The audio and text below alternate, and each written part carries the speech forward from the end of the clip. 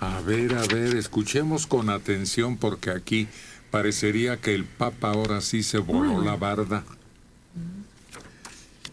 Sostuvo que aceptarán a católicos divorciados que vuelvan a casarse. Los católicos divorciados y sus hijos merecen un trato mejor de la Iglesia Católica. Muy bien, escuche por su Recordó hoy Hasta luego. a los párrocos en un discurso que esos católicos no son excomulgados, aunque en ocasiones se los trate como si lo fueran. La tradición católica indica que los divorciados que vuelven a casarse y viven en pecado no tienen permiso para recibir la comunión. El énfasis de Francisco en la importancia de la misericordia para el liderazgo de la Iglesia ha despertado esperanzas entre muchos católicos divorciados sobre lo que pueda suceder al levantarse el veto de la comunión. En su discurso, el Papa no fue tan lejos, pero dijo que los hijos de estas parejas sufren porque impedirles una plena participación en la Iglesia hace más difícil que sus padres los críen como católicos. Los sacerdotes no deben añadir más cargas al sufrimiento de estos niños por los matrimonios fracasados. Sí, está echando abajo casi todas las reformas que impuso aquel Papa del siglo XIX, Pío IX, Pío IX, que era pero fanático en ese aspecto, radical, ¿no? Y casi él lo mismo lo señala, ¿no? Casi decreta la excomunión del divorciado y del divorciado vuelto a casar. Yo creo que las reformas que ha intentado implementar el Papa Francisco en los últimos 2 años aproximadamente tienen mucha relación a las que llevó a cabo Juan XXIII en su concilio, en el Concilio Vaticano II, que fue de los años 60, donde muchas cosas cambiaron. Se trató de modernizar a la Iglesia. Por ejemplo, hasta antes del Concilio Vaticano II, los sacerdotes daban la misa viendo el altar y en latín. Y a partir del Concilio Vaticano II, por ejemplo, ya podían darla de frente y en el idioma nativo.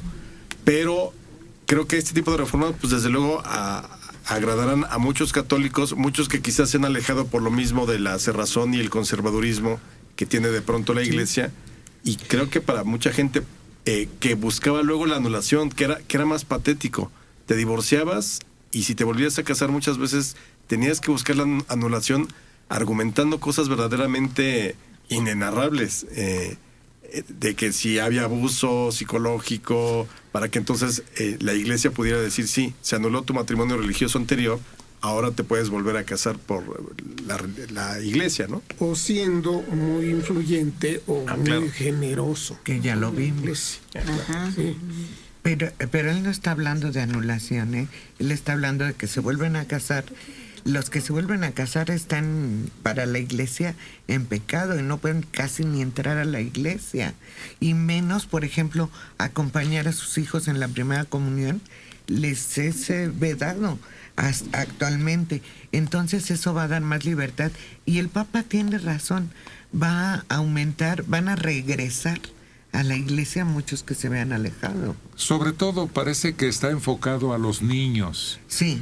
Que viven una situación muy incómoda siendo de padres divorciados. No, y lo que comentó él desde un principio, regresar adeptos, porque dicen que se ven en Europa iglesias hermosas, enormes, católicas, ya cerradas, porque ya no hay gente que vaya. Y es que uno, por más que quiera seguir siendo católico, a lo mejor tu estilo de vida de divorciado o de soltero, pues no es aprobado, te das cuenta que no eres aprobado por esa religión, entonces mejor te alejas, ¿no? Esto es el principio nada más. Sí. Deberá instituirse formalmente.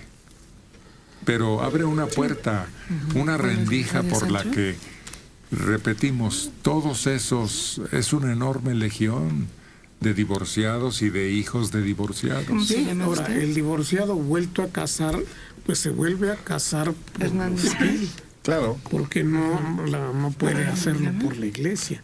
Entonces, edad ¿qué tiene? incumbencia tiene ¿Cuál es su la mensaje? iglesia en un acto civil? Pero hay también muchos casos donde, por ejemplo, el divorciado hombre conoce a una nueva pareja mujer que no se ha casado y quiere casarse por la iglesia. Ahí es cuando vienen estos procedimientos de tratar de anular el matrimonio religioso anterior.